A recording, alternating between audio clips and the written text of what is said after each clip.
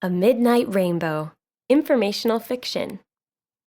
Lily and Jonah could not wait for spring break.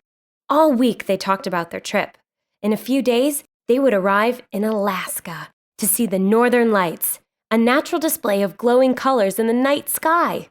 Even though their parents had shown them pictures of the Northern Lights, Lily and Jonah still weren't sure exactly what to expect. "How can rainbow colors appear in the dark?" Jonah asked. "You'll just have to wait and see," Mom answered. "As long as we have good weather in Alaska, we should get a great show." "I think this is the first time I'm not hoping for a snowstorm," Lily laughed.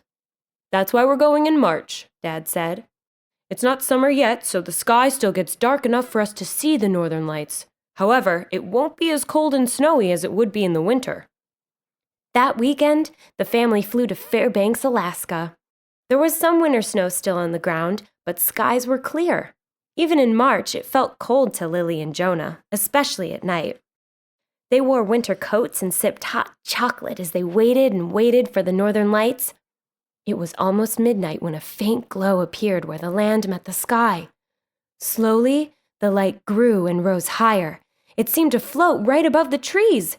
Soon the sky was painted with enormous swirls of green and yellow. Jonah was so amazed that he could barely speak. "Awesome," he said in an excited whisper.